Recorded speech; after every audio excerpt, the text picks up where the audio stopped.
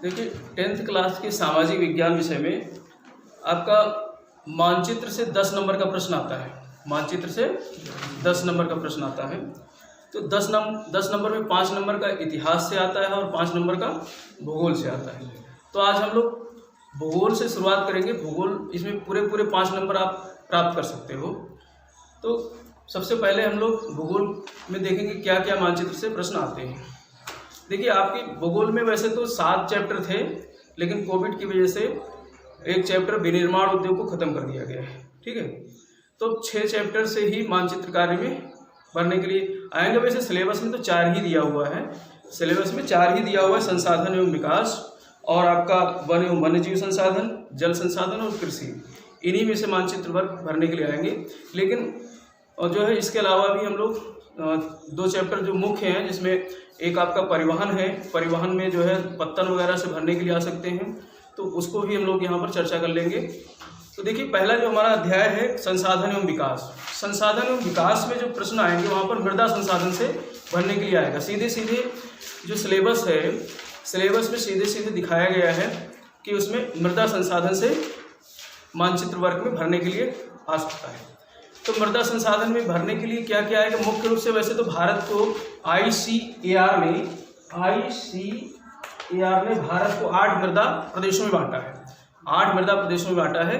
लेकिन जो आपके मानचित्र वर्ग में भरने के लिए आज तक के जो पेपर आए हैं हाई स्कूल में, तो उसमें ज़्यादातर जो प्रश्न आए हैं मानचित्र वर्ग में भरने के लिए, उसमें काली मिट्टी से पूछा जाता है और जलोढ़ मिट्टी से और इसके अलावा लाल मृदा से।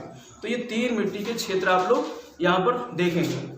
देखिए हम एक मानचित्र, भारत का मानचित्र ड्रॉ कर रहे हैं। भारत का मानचित्र जो है एक छोटा सा मानचित्र ड्रॉ कर रहे हैं।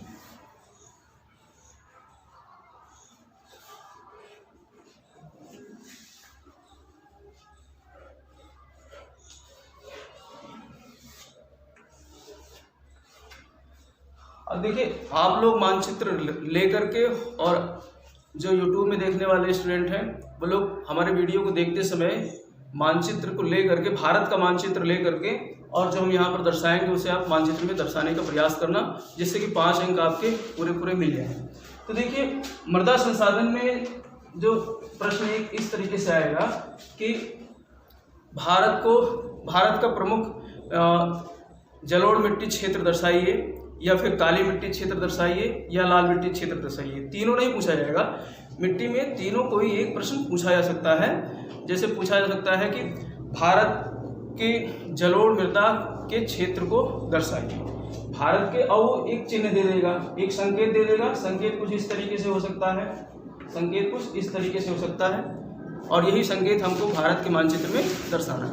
5 प्रश्न आएंगे मानचित्र में, तो 5 प्रश्न इन्हीं 6 अध्याय में से आएंगे और आपको भारत के मानचित्र में उन्हें दर्शाना है। तो जैसे कि मृदा में दे दिया आपका जलोढ़ मृदा का प्रमुख क्षेत्र। अब जलोढ़ मृदा का प्रमुख क्षेत्र, जलोढ़ मृदा जैसा कि पता ही है, नदियों द्वारा लाए गए कांप से इसका निर्माण होता है, और नदियां हमारे भारत के उत्तरी मैदान में ज़्यादातर बहती हैं। तो यहाँ पर आप इस तरीके से दर्शा सकते हो जलोढ़ मृदा का क्षेत्र ये, ठीक, जलोढ़ मृदा का क्षेत्र ये इस तरीके से आप दर्शा सकते हो। या फिर जलोढ़ के अलावा पूछ सकता है काली मिट्टी का क्षेत्र। तो काली मिट्टी का सबसे व्यापक क्षेत्र जो है आप महाराष्ट्र और गुजरात में देखते हो।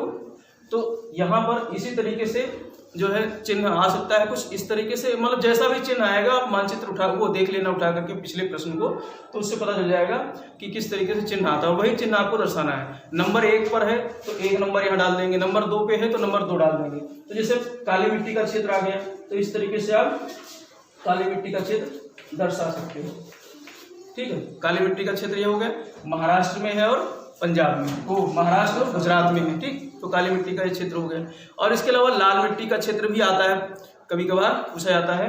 तो लाल मिट्टी आपका ये वाला क्षेत्र जो पठारी क्षेत्र है, वो कुछ इस तरीके से लाल मिट्टी का क्षेत्र है। तो ऐसे आप दर्शा सकते हो, लाल मिट्टी का क्षेत्र ये दर्शा सकते हो। तो ये आप जो है अपने मानचित्र में ये दर्शा करके प्रैक्टिस कीजिए, और यहाँ आपसे प्रश्न नहीं गलत होगा। और दूसरा अध्याय हमारा वन एवं वन्यजीव संसाधन। वन एवं वन्यजीव संसाधन, तो यहाँ पर जो प्रश्न आएंगे राष्ट्रीय उद्यान से आएंगे। राष्ट्रीय उद्यान से, नेशनल पार्क से आएंगे। जैसे कि नेशनल पार्क में पूछ लिया आपका जो है उत्तर प्रदेश का एक नेशनल पार्क है जिसका क्या नाम है, कोई बता सकता है? उत्तर प्रदेश में एक राष्ट्रीय उद्यान है, नहीं पता है? कैसे काम चलेगा?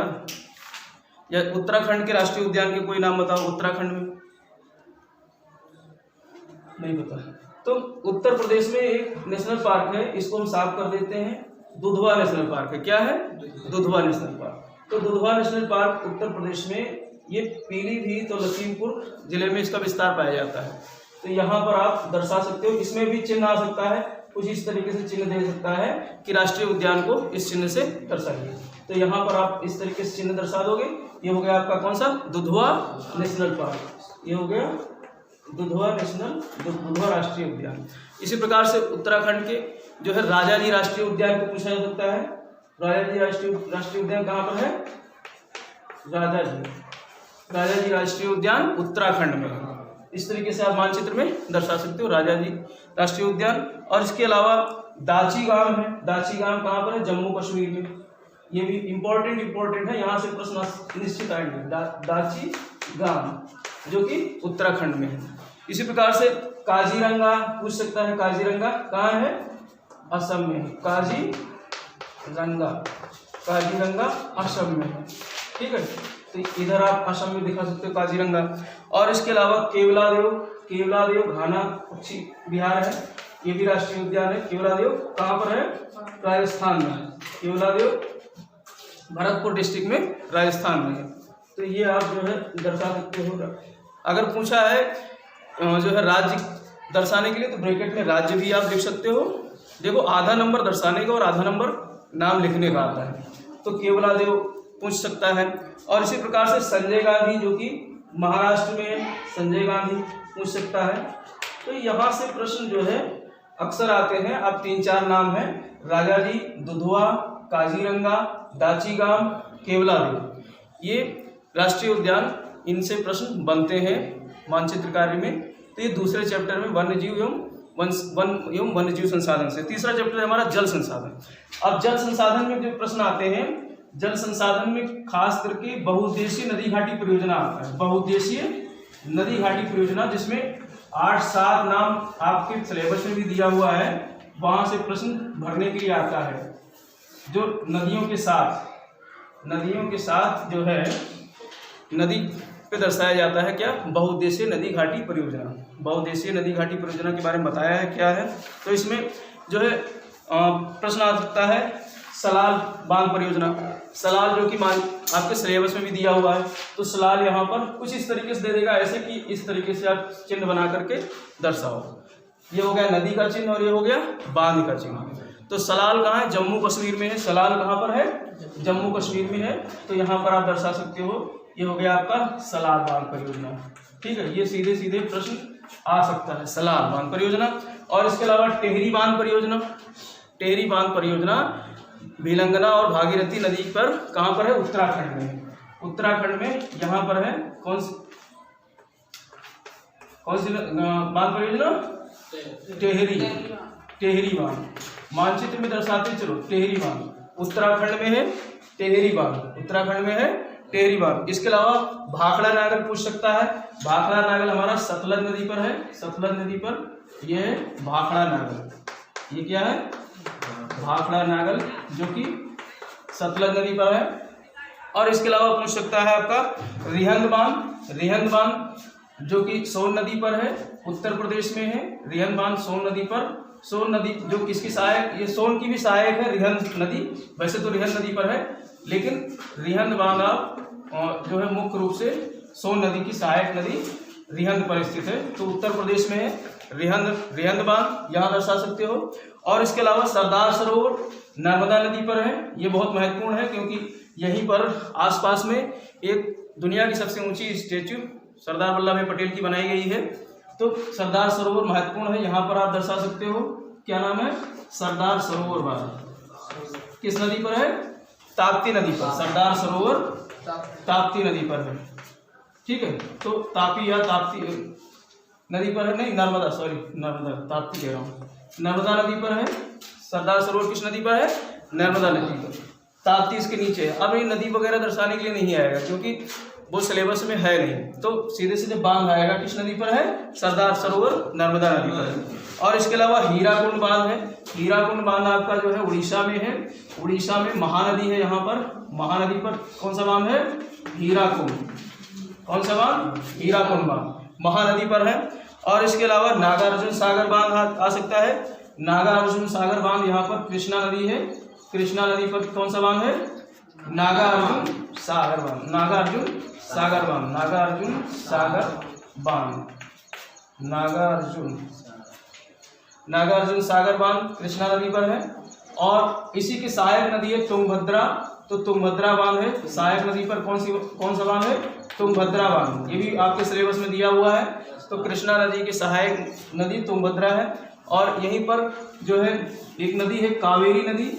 कावेरी नदी पर एक बांध है जिसका नाम है आपका मैटूर बांध। कौन सा बांध है? मैटूर बांध। तो इस तरीके से ये प्रमुख बांध है। प्रमुख बांध से, इन प्रमुख बांधों से आपके प्रश्न बनते हैं।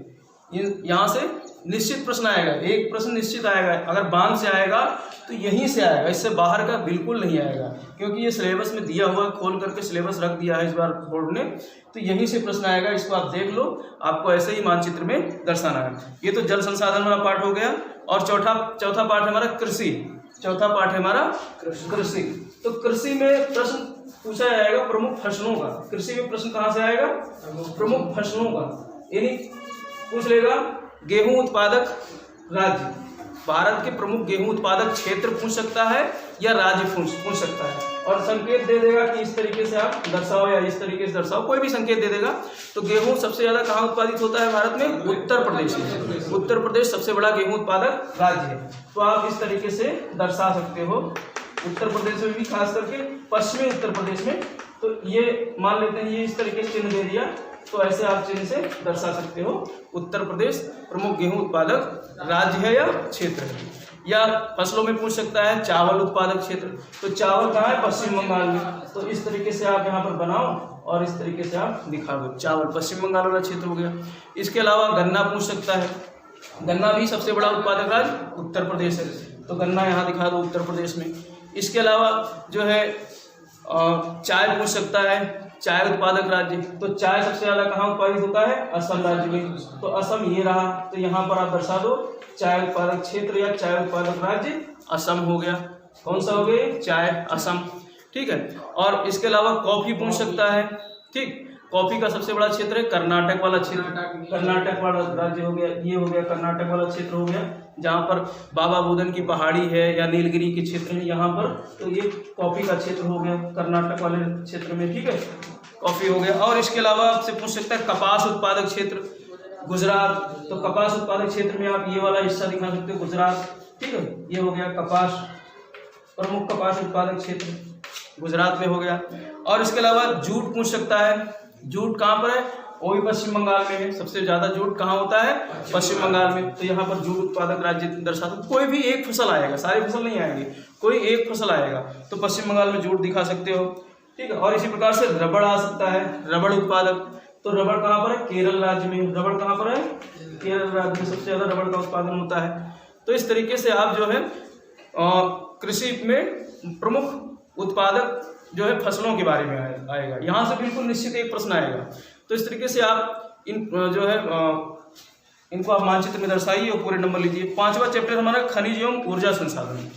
खनिज एवं ऊर्जा संसाधन, हालांकि इसके बारे में आपके जो सिलेबस है, जो दिया है बोर्ड ने इस बार सिलेबस, उस सिलेबस में इसका जिक्र नहीं है, खाली कृषि तक ही है। लेकिन फिर भी हम देख लेते हैं, हो सकता है प्रश्न खनिज से आ जाए, क्योंकि खनिज महत्वपूर्ण है। तो खनिज में जैसे पूछ लेगा लौह खनिज क्षेत्र कहाँ है, लौह अयस्क कहाँ पाए जाते हैं सबसे ज़्यादा, तो लौह खनिजों की अगर बात करें तो उसमें ये दे देगा कि कोई एक लौह क्षेत्र, लौह उत्पादक क्षेत्र दर्शाइए। आप भारत के मानचित्र में कोई एक लौह उत्पादक क्षेत्र दर्शाइए। तो यहाँ पर लौह उत्पादक क्षेत्र में आप जो है उड़ीसा का ये दिखा सकते हो। उड़ीसा में यहाँ पर मयूरभंज है। मयूरभंज क्या है? मयूरभंज। ये एक नाम याद रखना आप, खाली ऐसे ही पूछेगा लौह अयस्क या लौह उत्पादक क्षेत्र, कोई एक लौह उत्पादक क्षेत्र दर्शाइए। तो उड़ीसा का मयूरभंज याद रखना। ज़्यादा हम लोग मतलब अध्ययन नहीं करेंगे, जो आने वाले हैं प्रश्न वही हम चर्चा करेंगे। तो मयूरभंज जो कि उड़ीसा में है, यहाँ पर आप दर्शा सकते हो। कुछ इस तरीके से त्रिभुज वगैरह बना करके पूछ सकता है, तो आप यहाँ जो चिन्ह संकेत बताए बनाने के लिए वही संकेत आप बनाना है। और इसके अलावा तांबा उत्पादक क्षेत्र पूछ सकता है कोई एक, तांबा उत्पादक क्षेत्र। तो तांबा खेतड़ी में सबसे ज्यादा महत्वपूर्ण है, तो खेतड़ी राजस्थान में है, तो यहाँ राजस्थान में खेतड़ी लिखो, खेतड़ी यहीं लिख दो और तांबा क्षेत्र हो गया है। तांबा के साथ साथ बॉक्साइट, बॉक्साइट जो कि एल्युमिनियम का जो है खनिज है, एल्युमिनियम का खनिज पदार्थ है। तो बॉक्साइट आप गया है, हजारीबाग है, तो ये बिहार का गया क्षेत्र हो गया। बिहार के गया क्षेत्र में क्या है, बॉक्साइट का उत्पादक क्षेत्र है, तो यहाँ पर आप दिखा सकते हो। ठीक है, तो इस तरीके से ये हो गया आपका खनिज। खनिज में से यहीं से आएगा, लौह अयस्क पूछ सकता है, या फिर बॉक्साइट पूछ सकता है, या तांबा पूछ सकता है। इन्हीं तीनों में से कोई भी खनिज पूछेगा एक। तो आप अगर लौह अयस्क पूछता है तो आपको मयूरभंज जो कि उड़ीसा राज्य में है वो दिखाना है, और तांबा आप खेतड़ी दिखा सकते हो। राजस्थान तांबा के लिए जो है बहुत ही जो है जाना हुआ क्षेत्र है, तो वो भी राजस्थान में खेतड़ी वाला क्षेत्र हो गया, तो तांबा का हो गया। ठीक है, और बॉक्साइट जो कि एल्युमिनियम का क्षेत्र है, बॉक्साइट एल्युमिनियम का है, जो उड़ीसा में कोरापुट है, उड़ीसा में कोरापुट है, यहाँ पर है कोरापुट जो उड़ीसा राज्य में है। तो ये किस लिए है, बॉक्साइट के लिए है। एल्युमिनियम का खनिज पदार्थ है, खनिज अयस्क है बॉक्साइट, जो कोरापुट उड़ीसा में। इसके अलावा ऊर्जा संसाधन से प्रश्न आते हैं। ऊर्जा संसाधन में आपका पूछ लेगा जो है कोयला के उत्पादक क्षेत्र, ऊर्जा संसाधन में कोयला के उत्पादक क्षेत्र पूछ लेगा, या फिर आपसे पूछ लेगा जो है परमाणु ऊर्जा केंद्र कोई एक दर्शाइए मानचित्र में। तो दो तीन हम लोग देख लेते हैं। जैसे कोयला उत्पादक क्षेत्र पूछ लेगा, ऐसे पूछेगा, प्रश्न बनाएगा प्रमुख कोयला उत्पादक क्षेत्र दर्शाइए। तो कोयला उत्पादक क्षेत्र, आप झरिया को ध्यान रखना, झरिया आप दर्शा देना कहाँ पर है, झारखंड में। झरिया कहाँ पर है, झारखंड में। कोई भी इस तरीके से मान ले ऐसे दे दिया दर्शाने के लिए चिन्ह, तो यहाँ पर आप झरिया लिखिएगा, झारखंड में। झरिया ये हो गया, ठीक है, झरिया यहाँ पर है, झारखंड बिल्कुल बॉर्डर पे है, तो झारखंड में झरिया हो गया। ठीक, कोयला का। इसके अलावा खनिज तेल का है, पेट्रोलियम का पूछ सकता है। तो पेट्रोलियम हमको कहाँ दर्शाना है, पेट्रोलियम का सबसे ज्यादा जो है पेट्रोलियम उत्पादन होता है अंकलेश्वर में। अंकलेश्वर जो कि गुजरात में है, यहाँ पर है, कहाँ पर है ये, अंकलेश्वर। अंकलेश्वर गुजरात में है। जो खंभात की खाड़ी है, खंभात की खाड़ी वाला ये वाला क्षेत्र जो है अंकलेश्वर है यहाँ पर। और इसके अलावा अंकलेश्वर अगर भूल जाते हैं तो बॉम्बे हाई दर्शा देना, बम्बई के नाम से ध्यान रहेगा ना। तो बम्बई के आसपास यहाँ पर समुद्र में है, कौन सा क्षेत्र है, बॉम्बे हाई। क्या है, बॉम्बे हाई। तो इस तरीके से आप यहाँ दर्शा सकते हो। तो ये खनिज तेल का, ये पेट्रोलियम भी आए तो भी यही दर्शाना है, खनिज तेल आए तो यही दर्शाना है। कच्चा तेल या खनिज तेल या पेट्रोलियम कोई भी नाम आ सकता है।